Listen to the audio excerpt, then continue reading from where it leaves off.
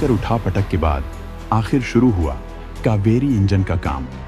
तेजस mark 1 alpha के लिए तैयार हो रहा ताकतवर स्वदेशी इंजन ब्रह्मोस एरोस्पेस 80 के एन इंजन के लिए सप्लाई करेगा कंपोनेंट। विमानों को पूरी तरह से स्वदेशी बनाने की डीआरडीओ ने खाई कसम।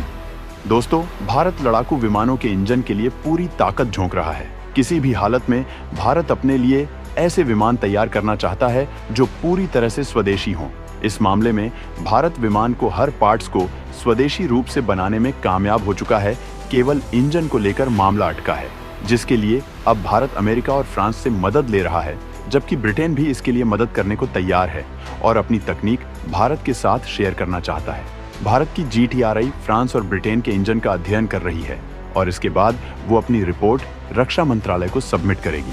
अप्रूवल मिलते ही GTRI विदेशी कंपनी के साथ काम शुरू कर देगा, जिसमें ज्यादा वक्त नहीं लगने वाला है। इसी वजह से DRDO बाकी की तैयारियों में जुटा हुआ है और इंजन के लिए बेहद जरूरी कंपोनेंट के लिए ब्रह्मोस एरोस्पेस के साथ करार किया है, जिसके जरिए भारत अपने 80 के एन इंजन को दमदार तरीके से विकसित करेगा और भारत के स्वदेशी इंजन की दरकार खत्म हो जाएगी। एक बार इंजन बनने के बाद भारत अपनी वायुसेना में लड़ाकू विमानों के भयंकर बेड़े को तैनात करने में सक्षम हो जाएगा और वायुसेना के पास विमानों की कमी नहीं रहेगी, बल्कि हम दुनिया को इनकी सप्लाई भी करेंगे। स्वदेशी इंजन बनाने के लिए भारत ने बहुत पहले की थी तैयारी। 382 करोड़ का तगड़ा बजट खर्च करके मिशन को दिया अंजाम।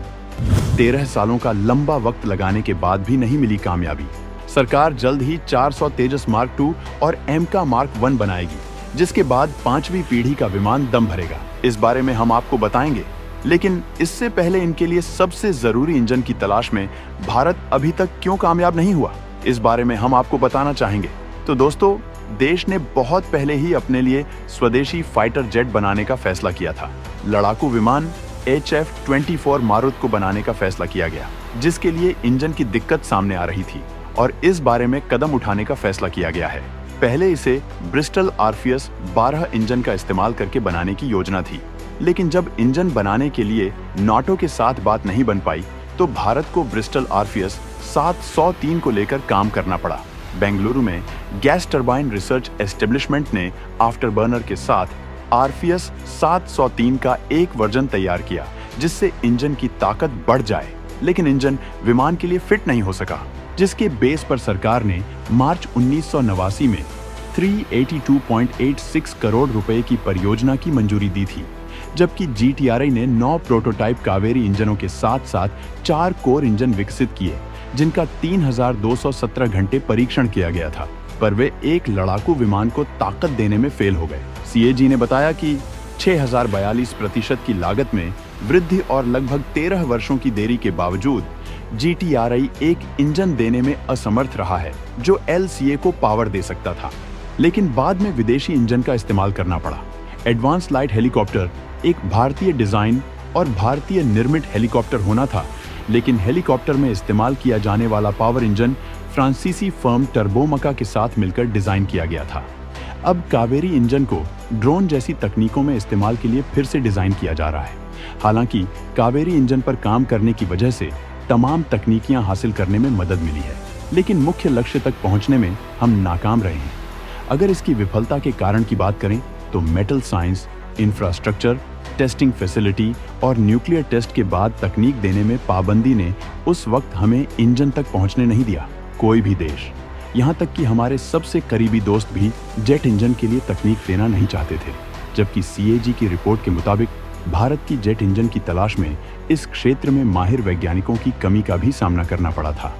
प्रोजेक्ट को मंजूरी के समय में जितने मैन पावर को मंजूरी दी गई थी, GTRI को लक्ष्य तक पहुंचने के लिए उसे लगभग दोगुना करना पड़ा था।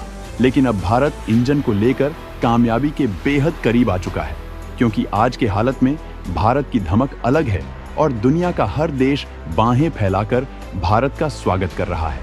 अमेरिका, फ्रांस, ब्रिटेन, हर कोई भारत के साथ मिलकर काम करना चाहते हैं और इंजन के लिए अब एक ऐसा तगड़ा अपडेट आया है जिससे साफ हो चुका है कि भारत के अंदर जल्द ही स्वदेशी इंजन बनना शुरू हो जाएगा।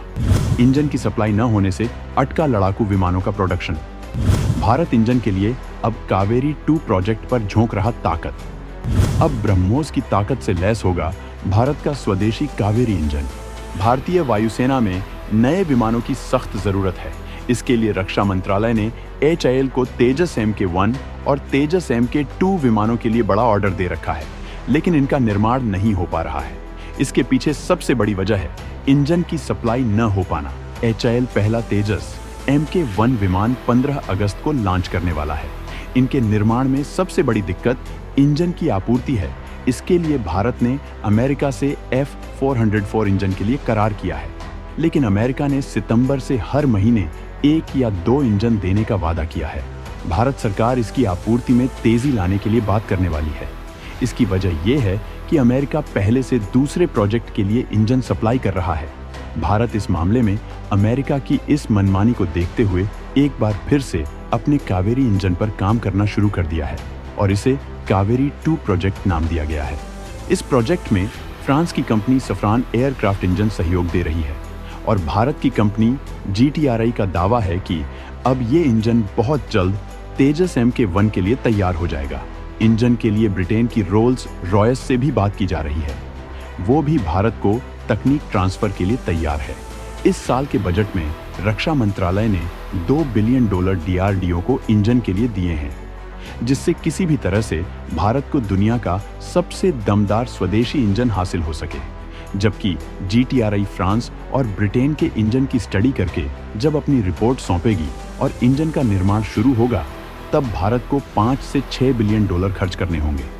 फ्रांस की सफ्रान ने भारत के कावेरी इंजन का अध्ययन करके बताया था कि इसी इंजन में केवल 25 से 30% काम करके इसे फाइटर जेट के लिए तैयार किया जा सकता है। इसके अलावा इसे इस लेवल तक ताकतवर बनाया जा रहा है कि ये भारत के MK प्रोजेक्ट और फिर 6ठी पीढ़ी के विमानों में भी इस्तेमाल किया जा सकेगा। अब भारत इस डील के काफी करीब पहुंच चुका है। इसी वजह से वो अपनी हर तरह की तैयारियों को पूरा कर रहा है। DRDO जरूरी कंपोनेंट की सप्लाई के लिए ब्रह्मोस एरोस्पेस से करार कर चुकी है, जो कि भारत और रूस का साझा कार्यक्रम है। भारत के कावेरी इंजन को ही 80 के N की ताकत हासिल करने के लिए तैयार किया जा रहा है, जिसके बाद इसे तेजस MK1 और तेजस MK2 में इस्तेमाल किया जा सकेगा। भारत अपनी सेना में ताकतवर विमानों को शामिल करने के लिए 5वीं पीढ़ी के MK विमानों पर भी काम कर रहा है। जब तक भारत का अपना स्वदेशी इंजन तैयार नहीं होता है, तब तक भारत को अमेरिकी इंजन पर डिपेंड रहना होगा और पहले तेजस MK1 विमान, फिर तेजस MK2 विमान तैयार होंगे, जिसके बाद ही MK का नंबर आएगा, जिसमें 10 साल का वक्त लग जाएगा। भारत इस टाइम को कम करने की कोशिश कर रहा है और अपना इंजन हासिल करने के लिए बेतहाशा पैसा और ताकत झोंक रहा है। किसी भी हालत में भारत जल्द से जल्द स्वदेशी इंजन हासिल करना चाहता है, क्योंकि एक बार के पास इंजन की तकनीक आ जाने के बाद भारत न केवल डिफेंस एक्सपोर्ट में बेहद ताकतवर खिलाड़ी बन जाएगा, बल्कि लड़ाकू विमानों के मामले में दुनिया में सबसे मजबूत देशों की लिस्ट में शामिल हो जाएगा। और इन विमानों की डील से भारत की इकोनॉमी को तगड़ा बूस्ट मिलेगा, जिससे भारत दुनिया की दूसरी बहुत बड़ी आर्थिक ताकत बनने का अपना सपना बेहद जल्द पूरा कर सकेगा। तो दोस्तों, भारत के लड़ाकू विमानों के लिए स्वदेशी विमानों की तलाश को किस तरह से देखते हैं? अपना सुझाव जरूर बताएं और DRDO के समर्थन में वीडियो को लाइक जरूर करें।